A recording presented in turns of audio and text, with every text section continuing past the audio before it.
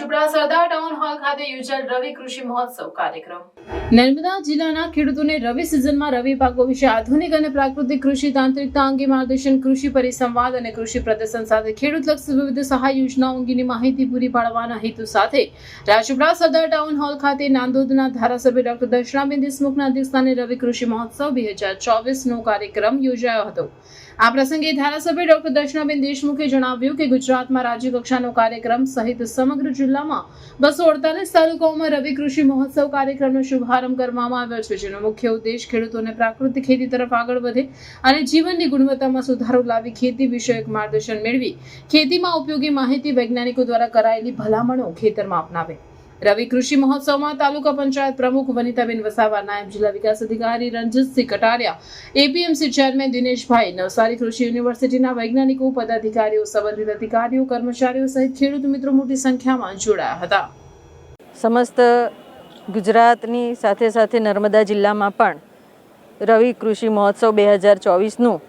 આયોજન કરવામાં આવ્યું રાજપીપળા ખાતે. ગુજરાતના 248 તાલુકાઓમાં અને સ્ટેટ લેવલનો એમ કરીને 249 તાલુકાઓમાં રવિ કૃષિ મહોત્સવ દ્વારા ખેડૂતોને માર્ગદર્શન મળી રહે, ખેડૂતોની જમીન માટે, બિયારણ માટે અને ખેતી કરવા માટે સરકારશ્રી તરફથી જે સહાય પૂરી પાડવામાં આવે છે, ખાતરની વાત હોય, ટપક પદ્ધતિથી સિંચાઈ કરવાની વાત હોય, ફુવારા પદ્ધતિથી સિંચાઈ કરવાની બાબત હોય અને જમીનનું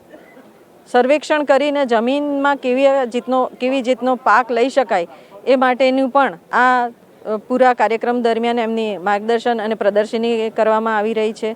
મહિલા ડ્રોન દીદીના માધ્યમ થકી આ તાલુકામાંથી 2 બહેનો કે જ્યોત્સનાબેન અને દક્ષાબેન એ લોકોએ પોતાના ડ્રોનની ટ્રેનિંગ લઈને એમને પણ ખેતરમાં કેવી રીતના દવાઓનો છંટકાવ કરી શકાય અને ખેડૂતને સમય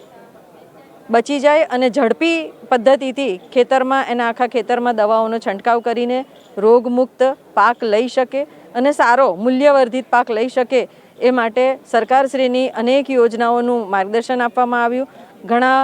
બધા ખેડૂતો ખૂબ જ ઉત્સાહભેર આ કાર્યક્રમમાં જોડાયા અને આના દ્વારા ખેડૂતોને એક પ્રોત્સાહન મળે, પ્રાકૃતિક ખેતી તરફ વળે અને જાડું ધાન્ય કે જે મેં મિલેટ યર 2023 નક્કી કર્યું હતું એ પ્રમાણે મિલેટ યર પ્રમાણે લોકો જાડું ધાન્યને પણ પોતાના ખેતરમાં ઉગાડી શકે અને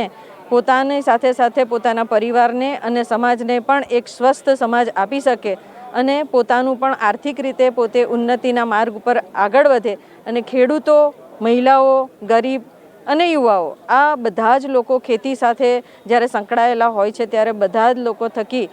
ગુજરાતમાં પણ આ રીતનો એક કાર્યક્રમ જે થયો એમાં બધા જ ખેડૂતો ખૂબ જ ખુશ છે અને હરખભેર આ જ્યારે કાર્યક્રમમાં ભાગ લીધો અને એમને જ્યારે માર્ગદર્શન પૂરું પાડવામાં આવ્યું ત્યારે ગુજરાત સરકારના માનનીય મુખ્યમંત્રી શ્રી